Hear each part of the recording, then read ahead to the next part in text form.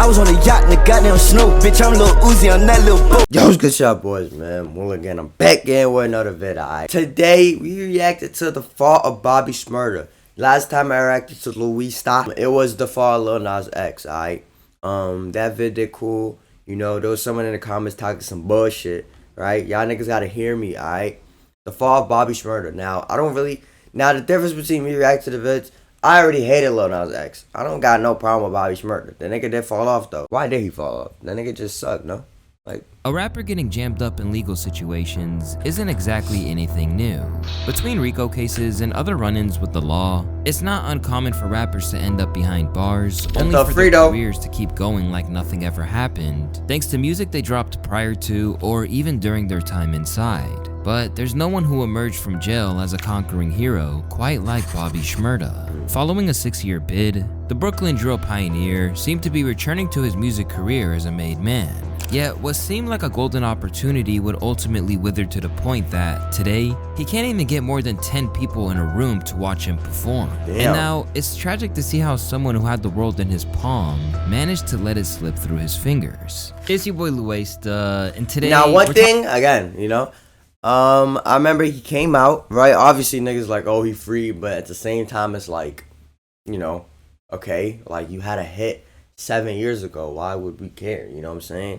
And then he started getting on stage doing some freaky ass shit. And I'm talking some like freaky ass shit. You know what I mean? Like, it was a little crazy, I ain't gonna lie. Now, niggas, again, last time I got called homophobic. What the fuck? This time, am I gonna get called homophobic again? The nigga was on stage literally riding dick.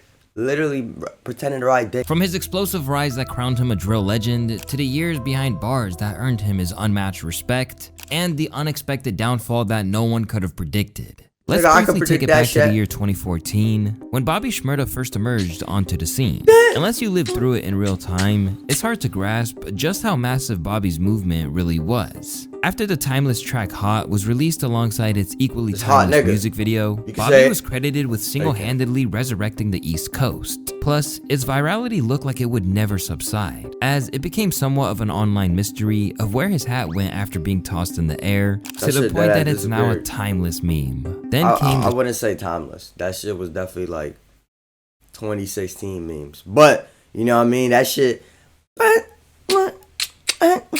You know, there's gonna be some hating ass old niggas saying, oh, you wasn't born yet. That's how fuck I was, bitch. I was definitely the shmoney dance. An infectious move that went global and essentially took over the world. Even getting a cosign from Beyonce and Jay-Z when they unveiled their own interpretation during their stadium tour that year. Rock Nation. Did you see Jay-Z and Beyonce on their tour doing the dance? Rock Nation. Hey, shout out the king and the queen. Baby. It was such a phenomenon that Bobby even had the USA basketball team doing it at the Olympics led by James Harden, as well as footage emerging of soldiers hitting it in Iraq.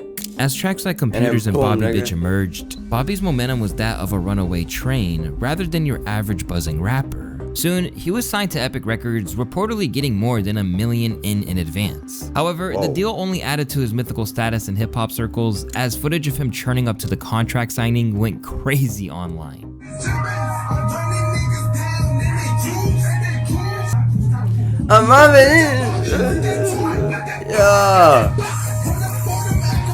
When explaining the moment to Complex in an interview, he explained that people where I come from don't make it to these places. A lot of people wouldn't expect to be sitting here. I had meetings with millionaires. I never seen a millionaire. Probably the judge. Within a matter of months, he went from a young kid repping GS9, who claimed he'd be selling crack since the 5th grade, to a rising star with the entire rap game watching. And while we'll break down the origins of GS9 later, since they do play a major role in his eventual downfall, what mattered in that moment was that Bobby had already proven he wasn't just a one-hit wonder, forcing even his harshest critics to admit that he tapped into something special. Even MCs whose style greatly differed from him, like Slaughterhouse's Joel Ortiz, saw the value in his contributions and how it re-energized the scene. I love Bobby Shmurda. Break it down. I'm gonna tell you why. It has nothing to do with lyricism. Obviously. Cause y'all saw the video? Yes. I think that's why that matters the most though. It's because it's been really, really pretty for a long time now. I'm tired of what New York has been looking like. I'm glad he took them to the Ave. I'm glad he took it to plastic cups. It's been too shiny, tight, and bright for a while now. was genuine. It wasn't made up. It wasn't gimmick. It went because it felt, everybody liked it. People stopped seeing what That's New York a W.O. was, man. head. That's a W.O. head, because a lot of these old niggas talk about the new music, they hate it, It's a W.O. head, bro. Remember that Lil Uzi interview? And Charlemagne the God saw it for himself on a trip to England. Just caught a body about a week ago. I was in London. I was hosting a party at Club K in Hounslow. The DJ, first record he played, Bobby Shmurda, hot. The whole club wilding. Because, you know, before the internet, that would have just been like a hot little local New York record. Hot local Played New in York Harlem, record. maybe, in Brooklyn, and that's about it. Absolutely. It wouldn't have even made it to, like, Jersey. Wouldn't have made it to Jersey. Right. But to see it all the way in London, and they're singing it. With the track Hot peaking at number 6 on the charts, it was no surprise that the re-release went gold too. And with that, he had all the momentum in the world on his side. Sadly, the phenomenal run he was on would come to a screeching halt, with Bobby facing the consequences of the life he was living before rap as they came back to bite him. After moving to Brooklyn as a kid, Bobby was already hanging around older crowds, and it wasn't long before he had his first run-in with the law. It's fair to say that he was no stranger to that world, as he once stated in an interview with GQ that he doesn't care about jail, as he became used to being locked up all the time since he was 12. But things have changed ever since then. And now, the kid who grew up on Flatbush's most treacherous street corners was the city's great hope. That boy While Manny he was celebrated by some, there's reason to believe he was being actively pursued by others. From the minute he obtained fame, Bobby's manager Donnie Flores claims that the law had it in for him. According to his account, Bobby witnessed the police dancing and singing to Hot after arresting him. One cop was like, "Oh my god, this is what my daughter is listening to? I don't know what was going on," Flores said. "Now I know, they targeted him." With the cops breathing down his neck, Bobby's team urged him to switch up his lifestyle and get out of the city. But according to Epic A&R shmoney XL, who first discovered him, Bobby wasn't trying to hear it. As the more he urged him to do the right thing, Bobby would, quote, fight him on it every time. Whether he realized it or not, Bobby's unwillingness to switch up his lifestyle or distance himself from certain people set the stage for everything to fall apart. By December 2014, the wave he was riding would come to a crashing halt, and from that point forward, the buzz around his music would be replaced by a louder rallying cry, which was Free Bobby Shmurda. Bobby Shmurda, who refused to be caught lacking in Brownsville, and he's out of Brownsville, New York. He was ran down on by the police. But police ran down on Bobby Shmurda on June 3rd. Why did DJ Akademiks sound like this? This thing sounded gay as And of bitch. course, he hid a 9mm Glock pistol with an extra magazine holding about 14 bullets in between his couch when they ran up on him. But now, he was charged with felony criminal possession of a weapon, and he's ultimately facing up to 15 years in jail. The takedown of GS9 was among the first high-profile Ricos to rock hip-hop. Alongside fellow rapper Rowdy Rebel, he and 12 other alleged members of the G-Stone Crips were arrested during a dramatic raid at New York's Quad Studios, where police reportedly recovered over 21 firearms. At the time of their arrest, the NYPD spoke of a successful sting operation, which dubbed GS9 as a criminal street organization. According to prosecutors, the alleged conspiracy stretched from January 2013 to October 2014, during which members of GS9 were charged with everything from murder and assault to weapons and drug offenses, which are all said to be part of their effort to maintain control over their turf. Although not directly tied to it, a large chunk of the violence was believed to stem from an ongoing turf war between GS9 and rival street crews, most notably Folk Nation and a group known as Brooklyn's Most Wanted, or BMW. Alongside his fellow gang members, Bobby was charged with conspiracy to commit murder, reckless endangerment, drug possession, and weapon offenses. And the second it became publicly known, the hip-hop world began to campaign for his freedom. Suddenly stuck in Rikers Island, Bobby communicated with the outside world whenever he could as he awaited a resolution to the case. Somehow, XXL was able to get a direct statement from him during a rare interview where he shed light on the situation. Here, Bobby Shmurda said that the authorities had no real evidence against him and were trying to make him look guilty just because of who he was associated with. He claimed no guns were found on him, none had his DNA, and that the charges were based on guilty by association. Lastly, he believed that his rights were being violated and that the case was being dragged. He never used the word constitutional, man. His lawyer definitely cooked that shit up. Unfairly. That's a W. No matter lawyer, what though. Bobby said, his GS9 collective soon began to receive lengthy sentences. For instance, a man named Rashad Darrison was sentenced to over 98 years in prison, while Alex A-Rod Crandon was hit with a 50-year prison sentence. In the end, Bobby took a 7-year plea deal for conspiracy to possess a weapon. And while this is something that's often seen as a setback, it actually boosted his reputation in this case. Instead, it became a moment that solidified him as an honorable man in a world of snakes, when it was revealed that he took extra time solely to help Rowdy Rebel out. "I did it for Rowdy. They offered me 5 and offered Rowdy 12, Shmurda said in an interview. They said the only way they'll give him 7 is if I took 7 too. So I had to take one for the dogs. Why couldn't they give Gunna this treatment, bro? It's fucked up how they treated my nigga Gunna when he came out, bro. I was really the only niggas I knew who was defending that nigga. Everyone called niggas since I defended that nigga, man. The fuck? You don't need watch though, it was cool. I still watch that till I die though, but hey man, Gunna, you can come back anytime you want, man. The view that he was a stand-up guy. Forget the 5 years for Bobby, and forget the 12 years for me, and forget the 12 for Monte. We're willing to give me and Monte 7 years now instead of 12. And instead of Bobby getting 5, we're willing to give him 7 for them. So it's basically like, we'll give them 7 years if Bobby takes you 7. take 7 years instead of 5 now. You feel me? Crazy. So when it came back, so it wasn't like, oh, you take this for that, but basically it was like that. Because when it came back and said, yo, no more 5 years on the table for him, it was 7 now, and 7 for all of us. It was basically saying, you're gonna have to take 7 years for them to get 7. Yeah, Let me ask you, these niggas missed 2K16, 2K17, Prime Fortnite, basically Prime Quarantine, 2K20. That's tough, man. But he could have took. I don't ever want to go to jail, bro. Yeah. But for all that this was hugely beneficial to Rowdy Rebel's life, I already been like the impact that it had on Bobby's reputation was immeasurable. Suddenly, he was saluted by the likes of Boosie for this selfless act. I want every friend, I want all my friends' name to be Bobby Shmurda. Everybody. Every one of them. That's crazy. That's one of the realest young ever. Yeah. You name one person to do that. They couldn't sit for 5 months.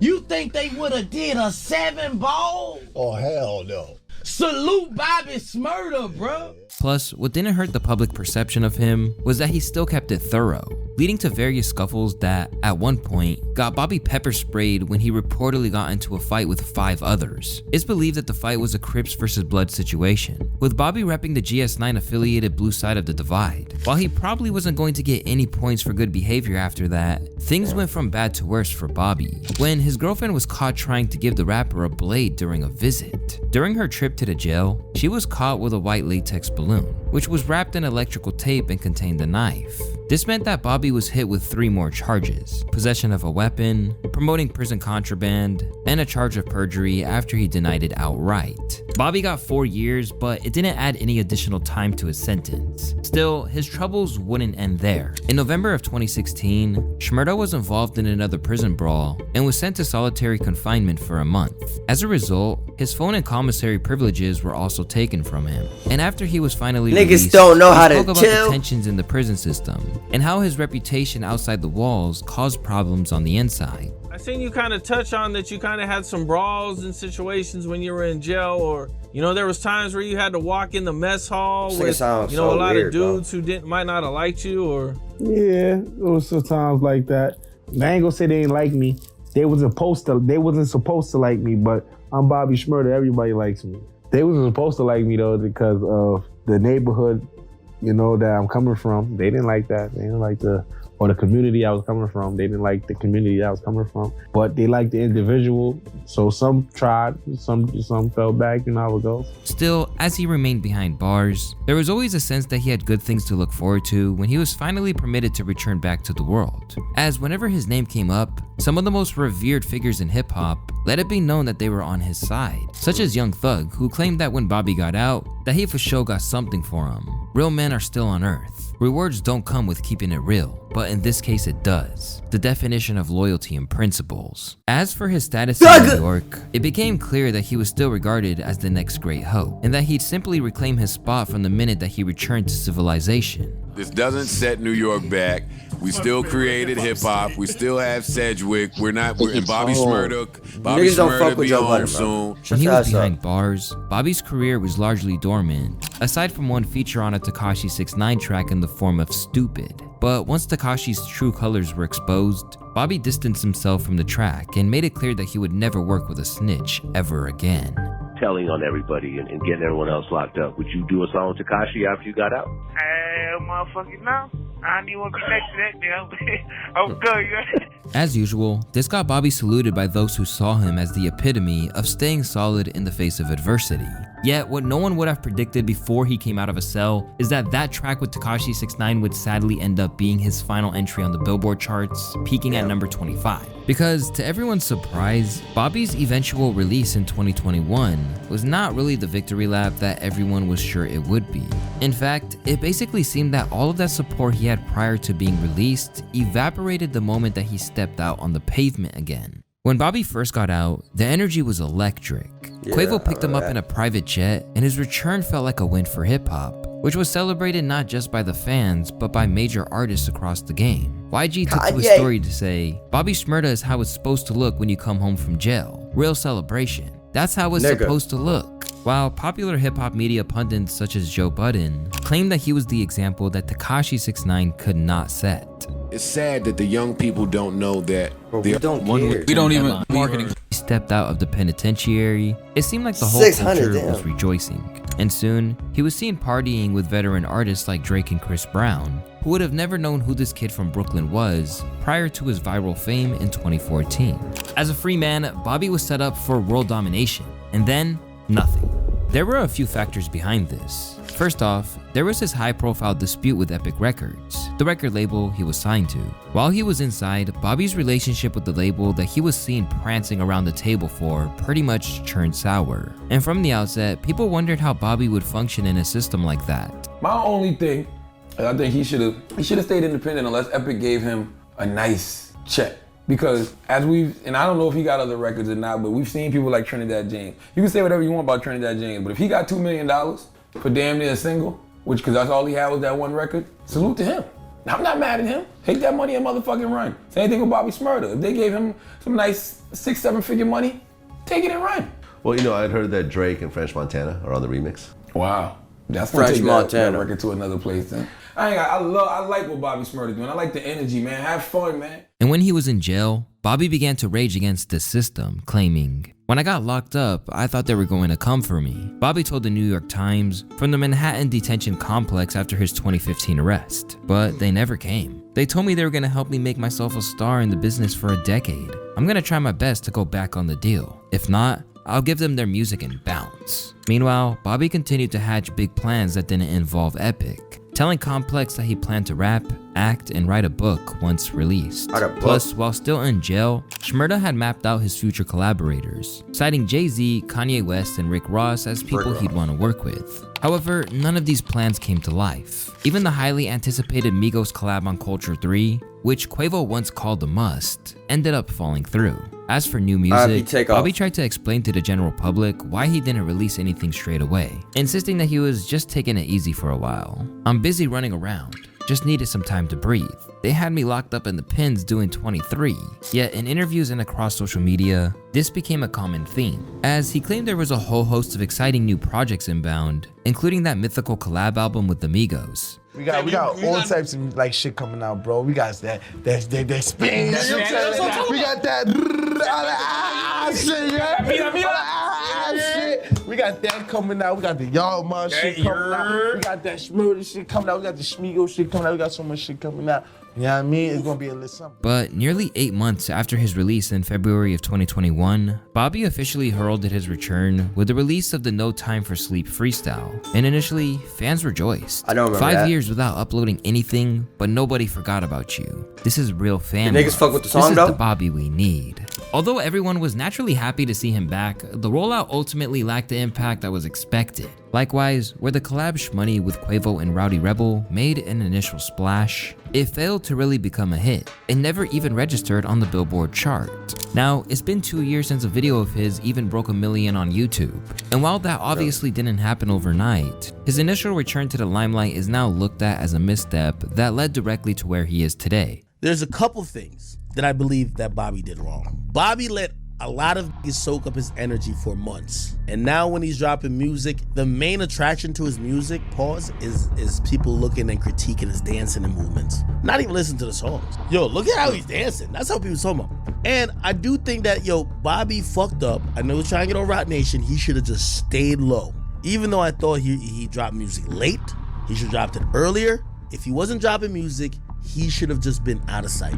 It's crazy for me to think that Rowdy Rebel now, I think musically, people are checking for Rowdy more than Bobby. Really, it's fucked up. I don't even know what to say. I feel like Bobby has played this whole thing wrong. And I love Bobby, but he's played it all wrong. Yeah. We heard about these super hot tracks. None of them are hidden. But the most niggas do is they throw them up on the story. Yo, real nigga with some random emoji. You don't even mention the nigga music coming out. And while his fans used to hype him up for just being real, a lot of that excitement vanished when the music actually dropped. Bobby Shmurda getting out of jail and doing what he and his team did has to be one of the worst marketing / promoting strategies for a rapper after being released, especially after so much hype.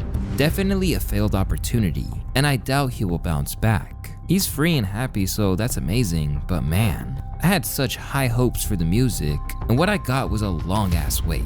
The hype I had, and he finally decided to drop something that's mid. People love the idea of Bobby getting out more than the fact that he's actually out. Left floundering without the buzz he once had, I listen to Bobby Shmurda still. To campaign for his release from Epic, launching several online attacks at them to try and force their hand. One of which came in the form of an IG post, where Bobby pointed out that the head of his label, 70-year-old Sylvia Rohn, refuses to release him from his contract. Then he vented that despite being signed since he was 19 and even serving 6 years in jail, the label still wouldn't let him go, claiming he made them millions while getting little in return. And finally, he clarified that he wasn't asking for sympathy, but just wanted the fans to understand that the label was holding back his career. In March of 2022, he finally got his wish and has been on his grind ever since.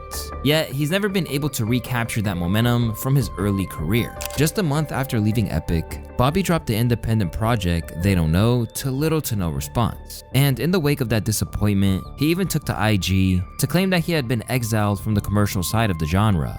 Fuck that. I got major labels jumping me, blackballing me and shit. And I'm from the hood, young and rich, black as shit. Don't give a fuck about both. And they scared of me and I love that ish. For one thing, there was the fact that he became the source of a whole lot of hilarity due to his perceived zestiness after coming back from prison.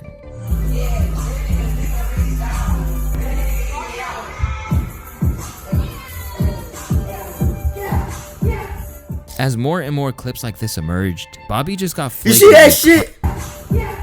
That's what I saw. As more and more clips like this emerged, Bobby just got flagrantly clowned. Bobby always used to dance, but there's a big difference between the Shmurda dance and this Chippendale exotic bullshit. It's hard to act that zesty. He's too good at it. Where he once would have been treated with the utmost respect, he soon had people like Akademiks asking him about the allegations, only for Bobby to pretty much ignore it. Have you seen the people who try to criticize you like, yo, man, the way Bobby's dancing, that's that jail shit, zesty.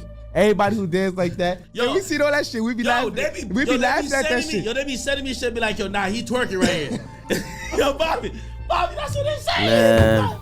Bobby, you know what it is? It be you talking about the niggas or the girls? Which ones? Niggas? You talking about the niggas? Gotta be the niggas. All right, so you know those be the niggas like this nigga Bobby over here taking up all the bitches, son. This nigga Bobby up here always fucking up all the bitches. Yo, Bobby, what's up? This nigga Bobby always with all the bitches, man.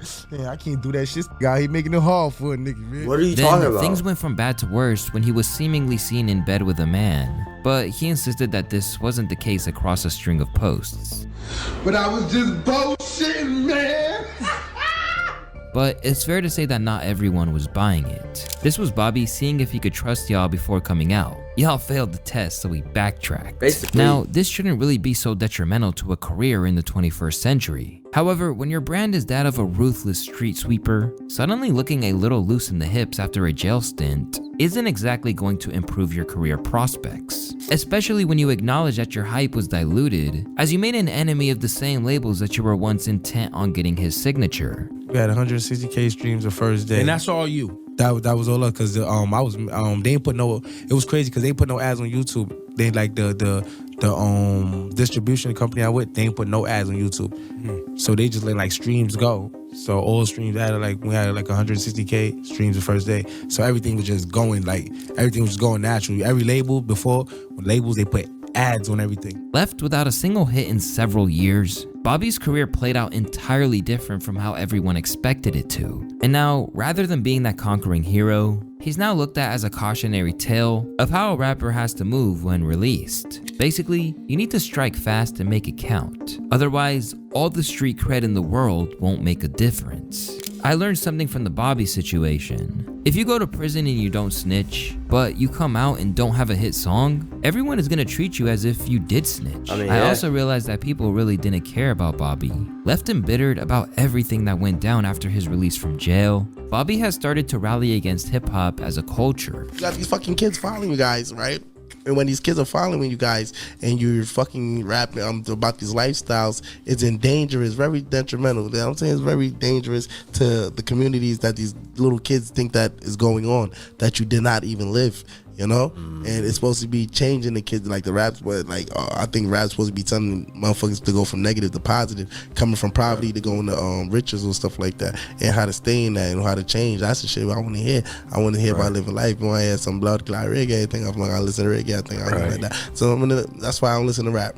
For real, I don't listen to rap. I don't know nothing about rappers. Instead of dropping a whole lot of new music himself, he's predominantly providing aspiring rappers with verses for a check, none of which seems to have tangibly impacted their careers or his. And still to this day, he insists he is being stifled by the industry. Stop asking me to drop music. American DSPs don't allow real bodmen on playlists because I don't paint my fingers. So it's pointless until something is done with the people who own, run, and manage these platforms. I don't think it's because you don't paint your fingers. It's because you suck, my nigga. The music ain't hit. You know what I'm saying? The hits that was hits in 2014 don't hold up, obviously, now because that shit over with.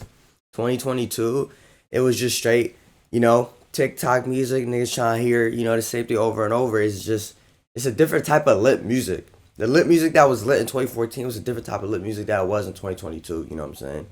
Even now, even if he came out now, like the nigga, that shit still fall off, man. That shit wouldn't fly, bro. If you listen to Hot Nigga right now, it's like, oh, it's a classic, but you're not listening to like, damn, this shit really is hot, like, bro, the song is cool, it's a classic.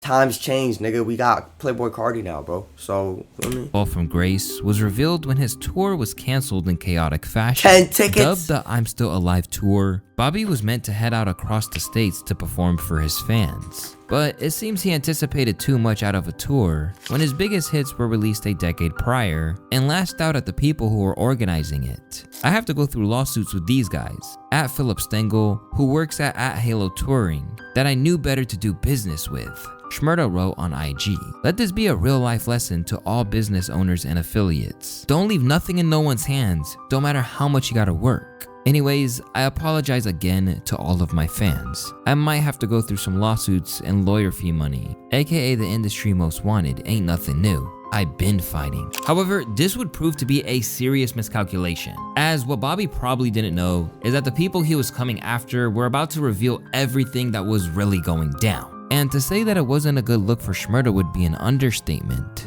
According to the promoter he mentioned, Philip Stengel, the real reason the tour was canceled had nothing to do with poor promotion or mismanagement. It was simple. Ticket sales were abysmal, averaging just 10 per city.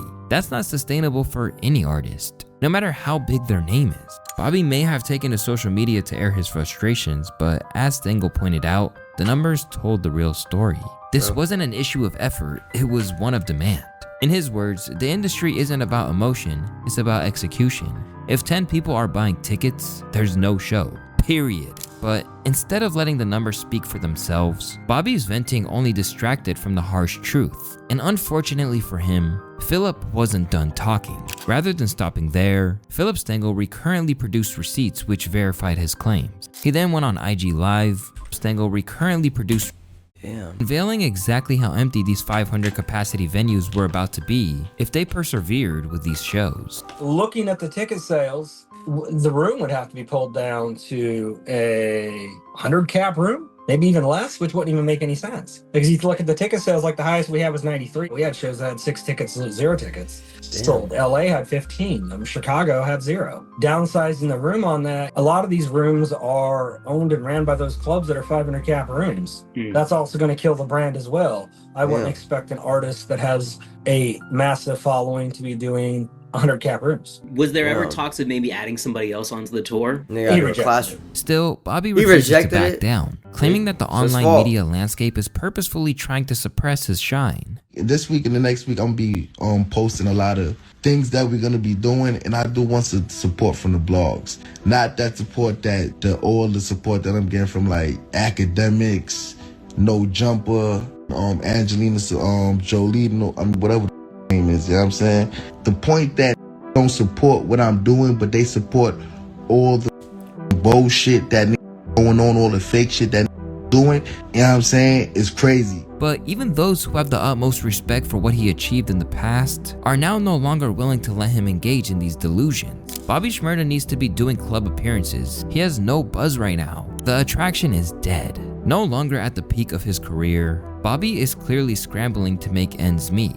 And from an optic standpoint, selling watches online was probably the worst to do after the issue with the tour. A brand new motherfucking rollie, and guess what? It's black up top and it's blue down low. It's called the Batman if you ain't know. Ha! And guess what? You can get it for $2 at doubleup.front. To make matters worse, Brooklyn natives have turned against him and are acting like he's brought the reputation of this legendary town down with him. He did. Bobby Shmurda is the biggest disappointment in Brooklyn history.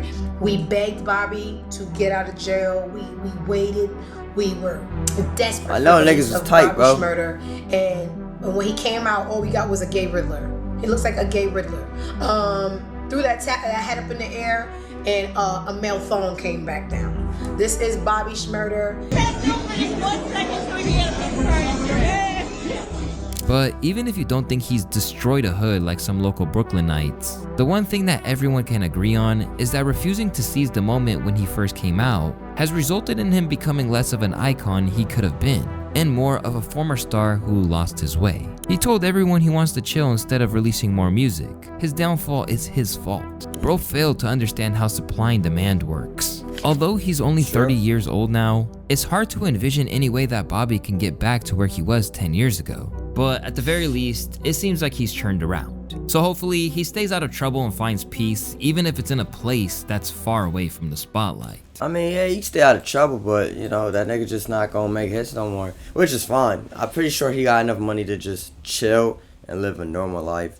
As long as he's not spending like crazy, then he's good. If he get on a song with a right nigga on the right beat and he say the right shit, it could make a comeback, you know? That song could go viral real quick. Oh, Bobby Shmurda back, You know what I'm saying? Because look, Sheck West just had a song with Travis Scott. I love my bitch, I love my bitch. Some niggas was really fucking with that, some niggas wasn't, but it still did a little good, you know what I'm saying?